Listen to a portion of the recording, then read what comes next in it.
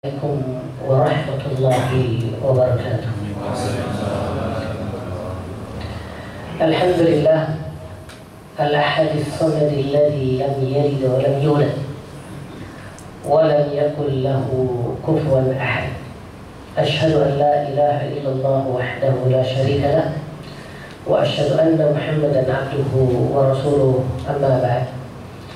Bapak-bapak sekalian, alhamdulillah, ya, hari ini ya di tengah musim hujan kita masih sempat melanjutkan kajian tauhid kita.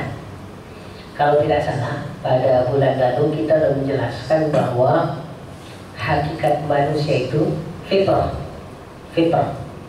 Kita juga sudah menjelaskan bahwa manusia ya seringkali ya kembali ke fitrahnya itu manakala menghadapi musibah. Kita katakan keaslian orang itu manakala dia menghadapi sesuatu yang di luar pikirannya, di luar kendalinya. Makanya kata orang, yang dimaksud orang yang tidak pemarah itu adalah manakala ketika dia marah mampu mengendalikan dirinya. Jadi sudah mampu puncak marahnya, dia masih mampu mengendalikan dirinya untuk tidak merusak, tidak ngapa-ngapain itu. Nah, orang yang dimaksud akhlak, tabiat, disebutkan oleh ulama kita halun nafs, kondisi kejiwaan, da'iyatan laha ila af'aliha, yang menjadi pencetus perbuatan seseorang. Min gairi fikrin warwiyah, tanpa mereka pikirkan lama dan tanpa mereka rencanakan, karena itu refleks. Nah, dalam kondisi marah, refleksi orang itu tampil. Nah, dalam kondisi kena musibah, panik, keaslian manusia tampil. Nah, dalam kondisi seperti itu, yang selama ini lupa Allah, lupa tauhid, bahkan mohon maaf sampai mereka syirik. Namun ketika kayak turbulensi pesawat kemarin ya, Air Asia itu, ada nggak yang ingat pantai selatan? Nggak ada. Ada nggak yang ingat pantai utara? Nggak ada. Yang ingat cuma satu bahasanya. Karena ketika orang tersiksa dan kemudian orang dalam musibah, yang ingat hanya Allah. Makanya ya rekaman dalam turbulensi pesawat, kecelakaan yang kita sebut di Kotak Hitam, kalau itu terekam, kita lihat di YouTube, akan yang ada hanya bahasa-bahasa Tuhan. Sampai orang sekuler sekalipun, ketika terjadi seperti itu, maka pasti bahasa Tuhan yang akan keluar dengan beragam bahasanya. Bisa bahasa Inggris, bahasa Cina, bahasa Eropa. Kenapa? Karena memang itulah aslinya. Orang menjadi sombong karena merasa masih mampu mengendalikan segala kondisi. Dia belum dipecat dari kerjaan, masih normal. Bisnis masih dapat input yang bagus. Tapi giliran kemudian bangkrut, rugi, orang biasanya balik ke Allah Subhanahu wa Ta'ala. Inilah yang sering kita katakan. Kalau masih kita ditegur, itu masih bagus. Masih bagus itu artinya kita diminta balik oleh Allah Subhanahu wa Ta'ala. Nah, masih rangkaian daripada fitrah manusia itu di Quran, Bapak sekalian, karena keaslian manusia adalah tauhid. Ketika seseorang bermasalah tauhidnya, Allah hanya kadang bertanya, tapi pertanyaan bukan butuh untuk dijawab, bukan. Tapi pertanyaan yang sekedar mengingatkan. Mengingatkan. Oleh karena itu, Bapak-bapak sekalian, nanti ketika baca Quran, seringkali di Quran itu ada pertanyaan. Misalnya kayak begini, antum asyaddu khalqa, wahai kalian manusia, kalian tidak mau tunduk, tidak mau patuh, tidak mau sujud, tidak mau ikut aturan Allah di Quran dan di Sunnah. Antum asyaddu khalqan, apakah kalian merasa sombong dan merasa engkau paling berat diciptakan oleh Allah? Amis sama, ataukah langit malah lebih jauh rumit untuk penciptaannya? Seolah-olah menyatakan kenapa langit yang lebih berat untuk diciptakan, bumi lebih berat untuk diciptakan dibanding kalian yang kecil seperti itu. Tapi kenapa langit, bumi beserta isinya tunduk pada Allah, tapi hanya kalian wahai manusia dan jin yang coba membantah, yang berani untuk nyempal dari semua ketetapan dan hukum Allah Subhanahu wa Ta'ala. Makanya Allah katakan begitu, antum asyaddu khalqa, kalian, apakah kalian merasa kalian paling susah diciptakan? Iya. Nah, pertanyaan seperti itu tuh banyak di Quran, Pak. Ya, kita lihat contohnya seperti ini. Ya, pertanyaan retoris bernada teguran. Nah, tujuannya apa? Untuk mengembalikan manusia ke fitrahnya. Iya. Makanya banyak orang ketika kemudian dapat masalah, musibah, lalu kemudian dengar nasihat, cepat masuknya. Nah, ya, cepat masuknya. Ya, saya masih ingat ya, ketika almarhum siapa lagi yang dai muda meninggal tuh, Uja ya, Ustaz Uja, pas lagi dapat giliran khutbah di SKK Migas di sana, di daerah Hotel Mulia tuh nggak salah. Ya. Saya lihat hari itu enak banget orang dikhutbahin, Pak. Kebetulan juga bertepatan dengan masalah kematian. Iya. Saya lihat khusyuk banget tuh satu masjid. Iya. Kenapa ada timingnya? Apalagi waktu itu TV nasional lagi semuanya hampir ngambil itu kan. Iya. Sampai kayak silen apa itu ngambil semua itu. Jadi suasana duka se-Indonesia itu tampak. Ya, apalagi setelah itu minta untuk sholat gaib. Iya, luar biasa enaknya orang dikhotbahin. Padahal khotbah saya lumayan panjang, setengah jam. Tapi saya ngelihat nggak ada yang gantung. Kenapa ada timing? Ada timing. Iya. Nah sekarang kayak seperti ini. Nih, di Quran di surah An-Naml, ya. Nanti bapak-bapak bisa cek. Tuh ada di sana tuh satu lembar Pak, pertanyaan semuanya. Iya. Kalau kita lagi paham bahasa paham bahasa Arab, lalu dengar sang imam baca itu, iya, kita bisa nangis Pak. Iya, karena pertanyaannya tuh kayak nonjok. Iya. Di antara pertanyaan kayak begini, untuk mengusir kita. Amman khalaqas samawati wal ardh وأنزل لكم من السماء ماء فأنبتنا به حدائق ذات بهجة ما كان لكم أن تنبتوا شجرها أإله مع الله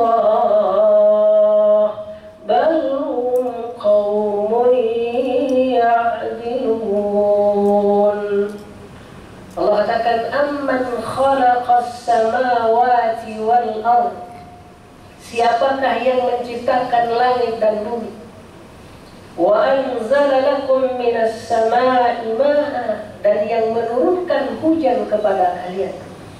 Nih, itu semua itu argumen itu berat. Kita selalu katakan bahwa dalam Islam siapapun yang mencipta itu yang harus disembah. Selalu itu rumusnya.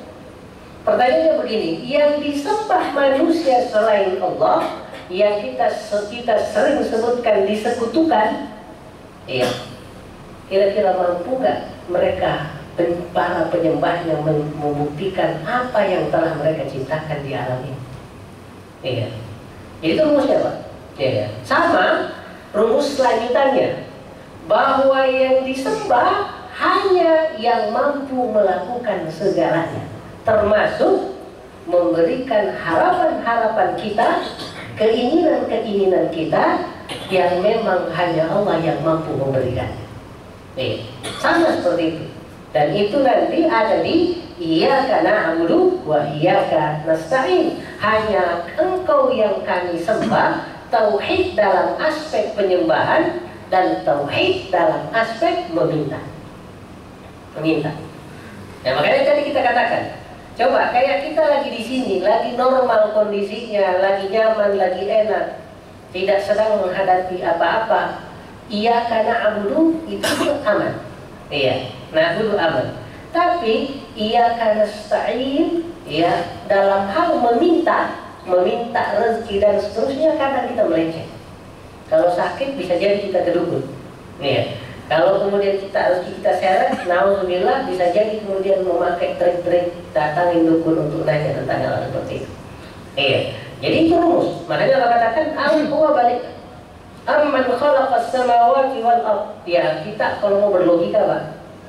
Kira-kira apa argumen kita yang sering kita gunakan terhadap adik kita, ya, terutama anak kita. Manakala kita suruh nggak pernah mau ngerjain sesuatu. Argumen kita apa? Selalu bilang, ya kan baru dibeliin baju baru, kok nggak mau pergi kalau disuruh kan? Baru dibeliin mainan baru, kok nggak mau dengar kalau ada yang dibilangin? Padahal apa? Itu hanya argumennya kita melahirkan.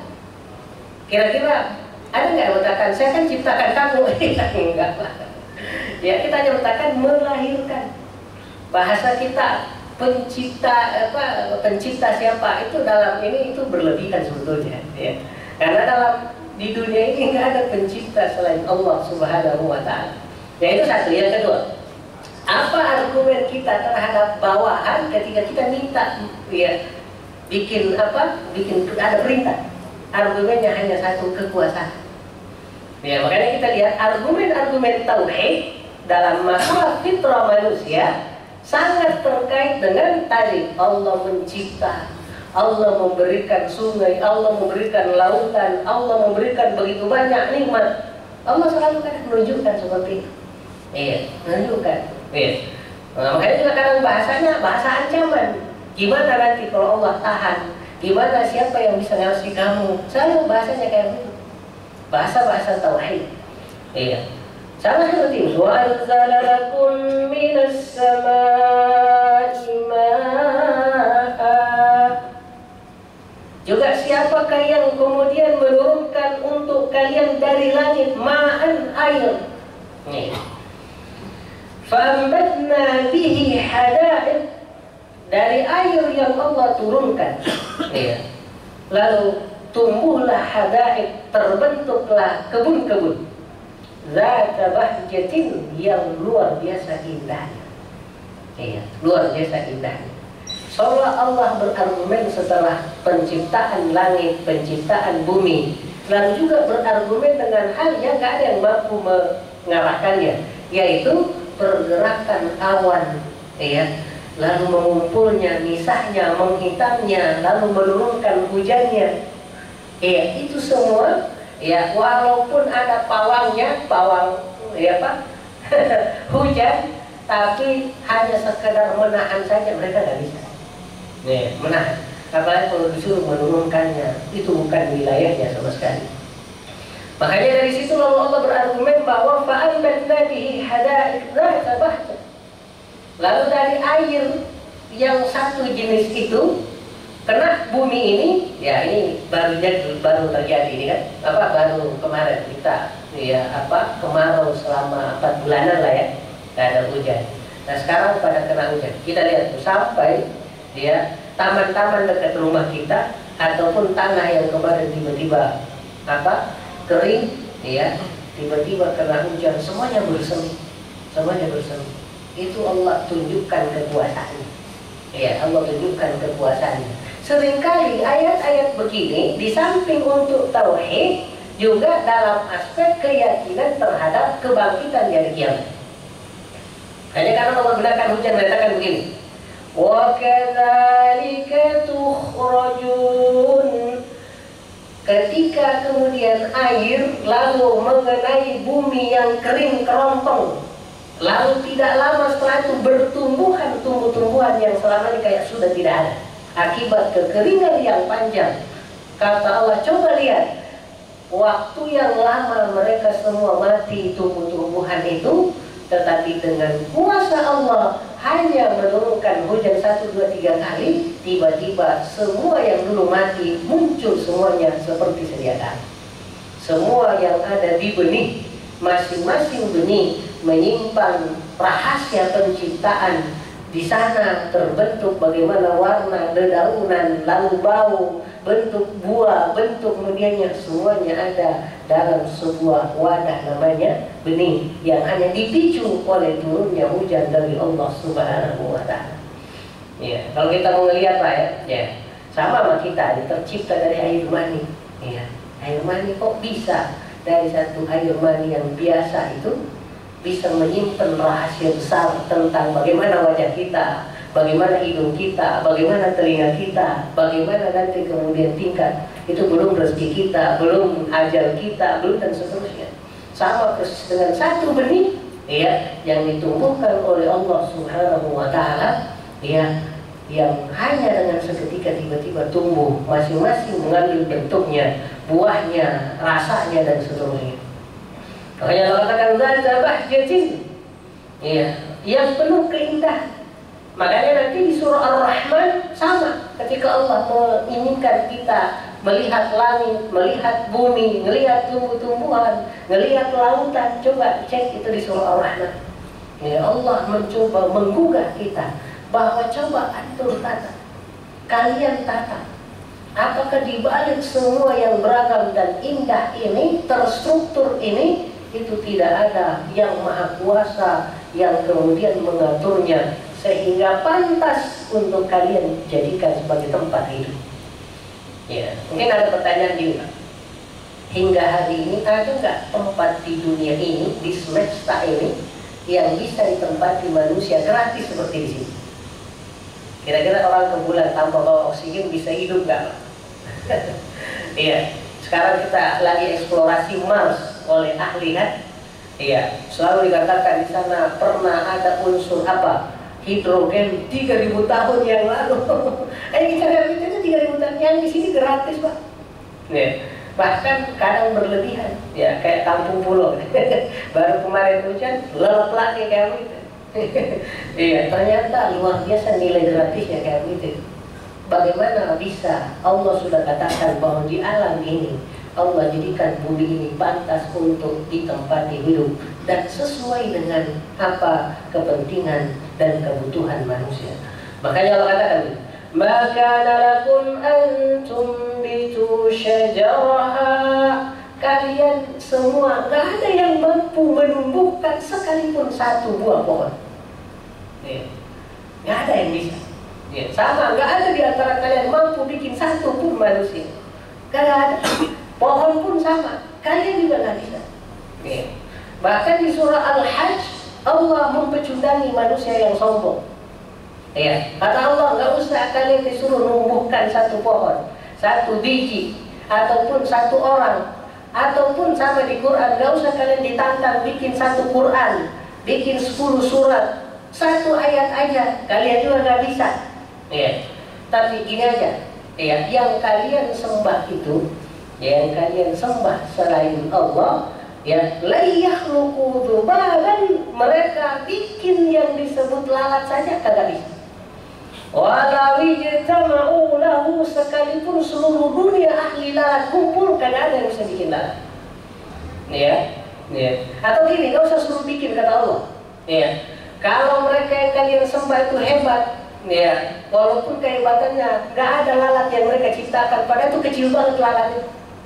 Ya, kata Allah, gini aja, yang kalian sembah itu, kalau makanannya dicuri sama apa? Lalat.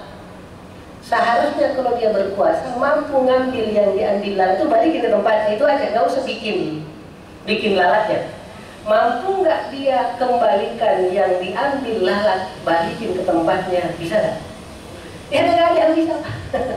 Ya itu aja, ya itu aja, balikin aja yang dicuri lalat, balikin ke tempatnya. Keputusannya dong fattalibu wal matlub, yang minta dan yang menyembah lemah, wal matlub, dan dia yang disembah, yang dimintai sama-sama lemah, tak ada yang bisa. Tapi kebodohan manusia lah yang membuat kelemahan, dan kelemahan itu seolah menjadi berkuasa. Na'udzubillah. Inilah yang disebut zalim dalam bahasa agama. Yang berkuasa nggak disembah, lalu yang lemah lalu disembah-sembah. Inilah yang disebut Apa? Inna syirka la dzulmun adzim. Kesyirikan adalah kezaliman tertinggi, menempatkan sesuatu bukan pada tempatnya.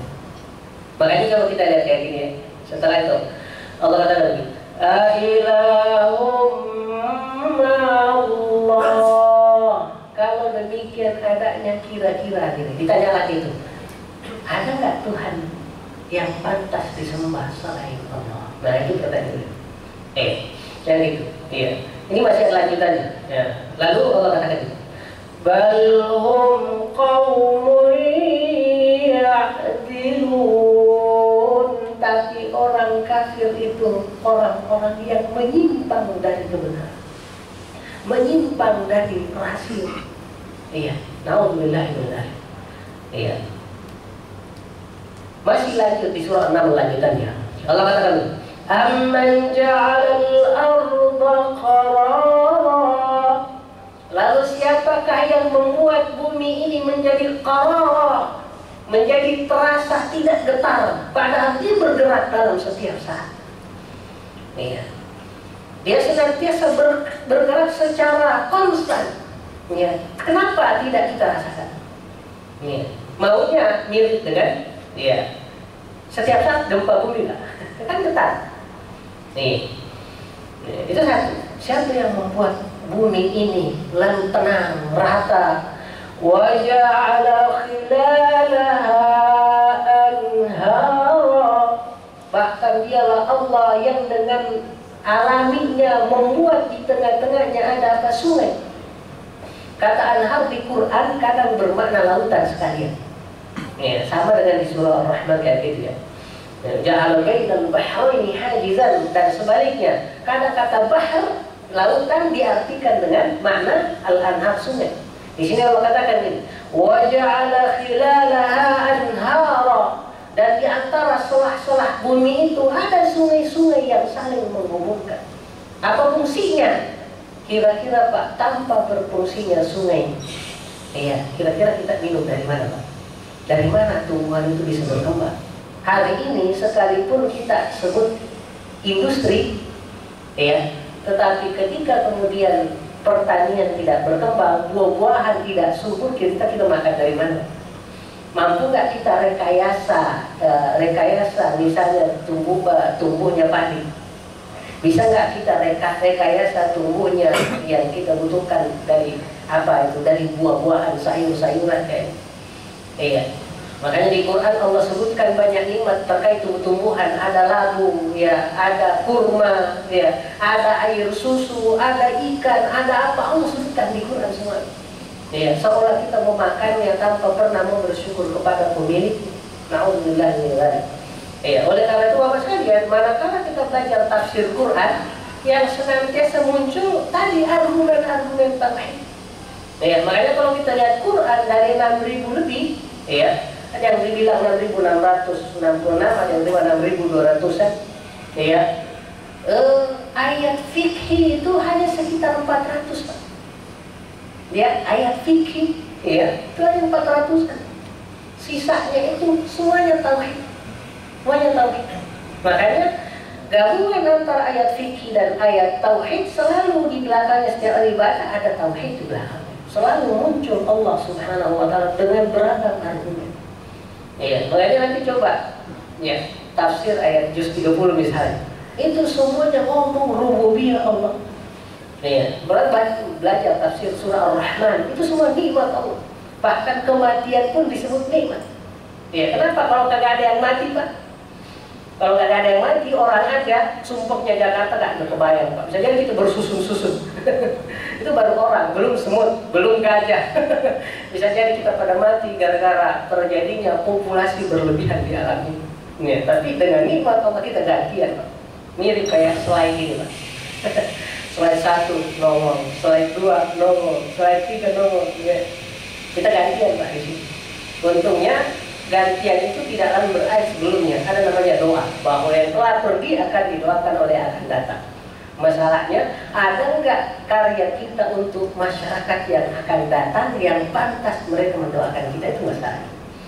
Ya, mampu nggak kita jaga kualitas keislaman dan keimanan kita sehingga setiap khotib menyatakan Allahumma ighfir lil muslimin wal muslimat, ampunilah kaum muslimin dan muslimat, mukminin mukminat, kaum mukminin mukminat, al ahya yang hidup maupun yang mati. Kalau kita murtad, naudzubillah, nggak dapat doa itu.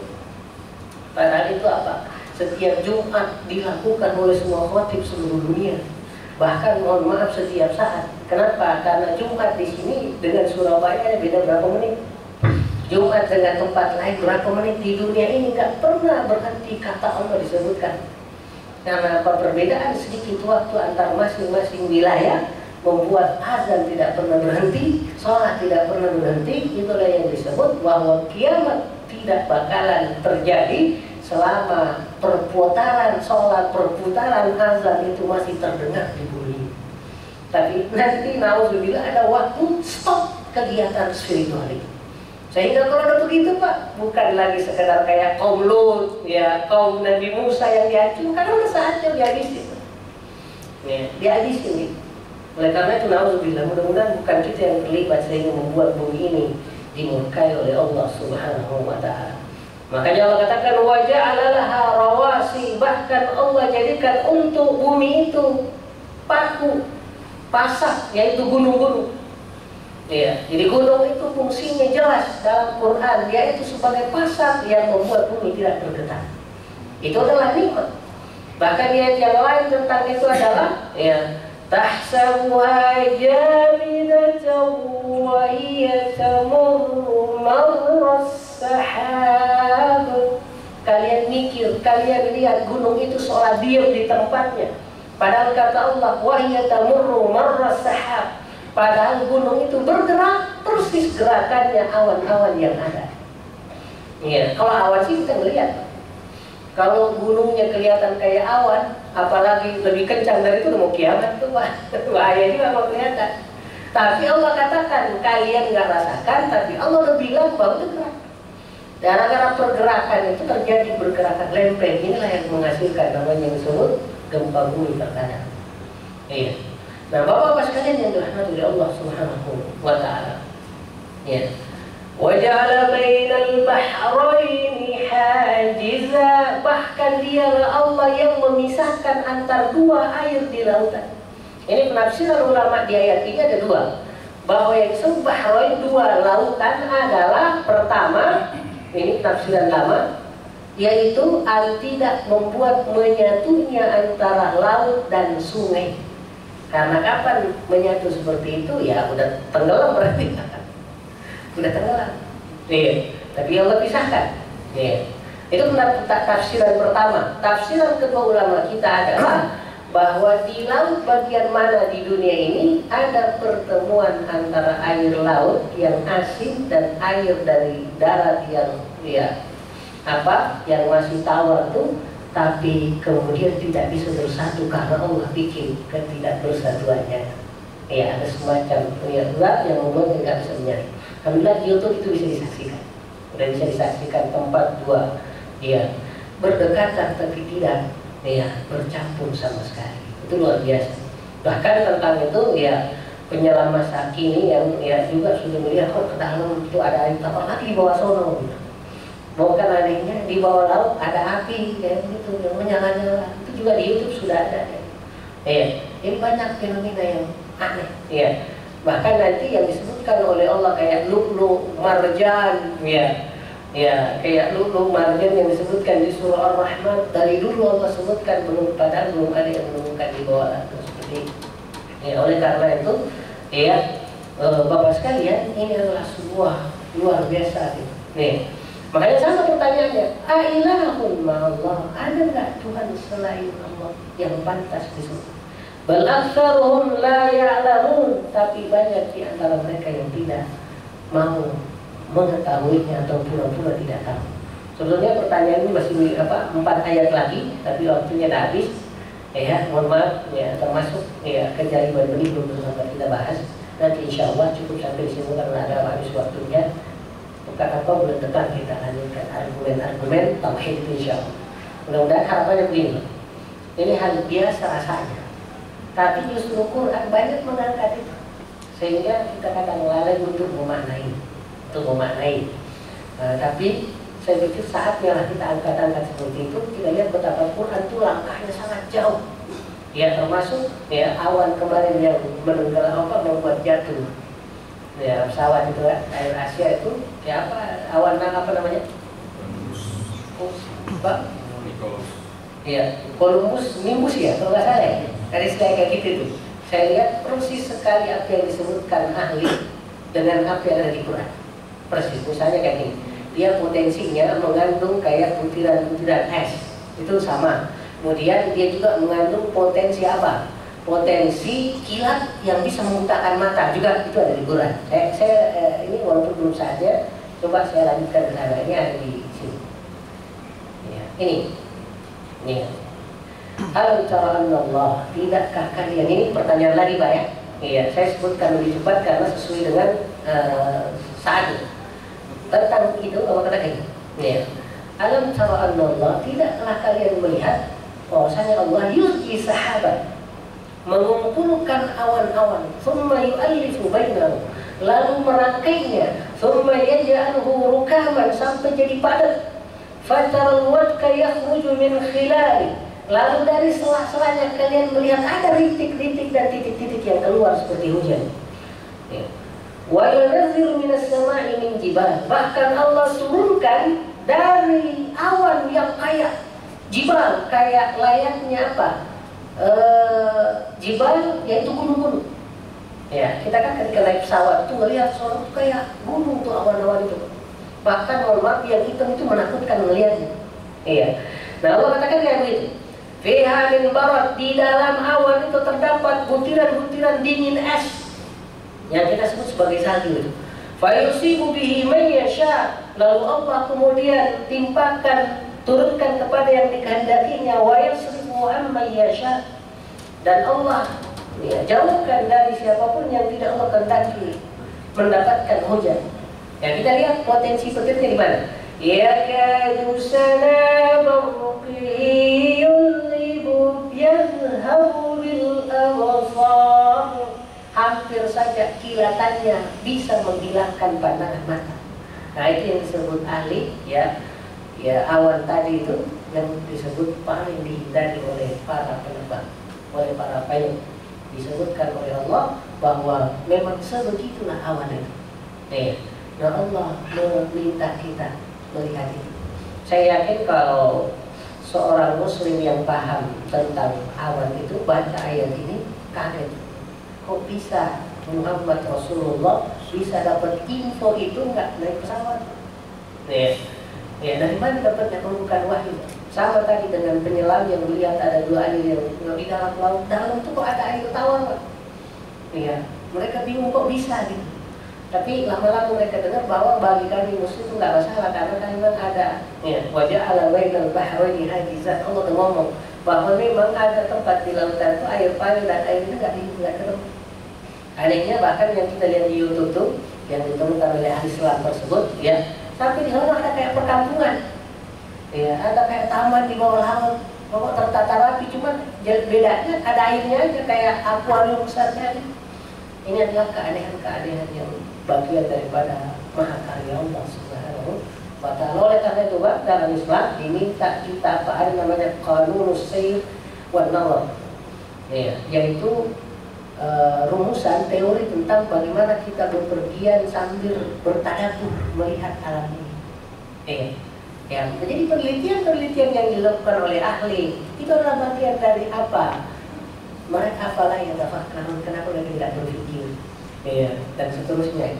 Ya, kalau kita mau lihat apa ini nggak gunanya kita dikatakan kenapa mereka nggak melihat, kenapa mereka nggak mikirkan, kenapa mereka tidak wafi anfusihim afala tubsirun, dirinya mereka kenapa nggak diperhatikan, padahal itu adalah semua mengandung argumen tauhid yang luar biasa yang mampu membalikan kita kepada asal kita itu Allah Subhanahu wa Ta'ala. Kita tutup dengan doa kafaratul majlis. Subhanallah wa bihamdihi, asyhadu an la ilaha illa anta wa astaghfiruka wa atubu ilaik. Assalamualaikum warahmatullahi wabarakatuh.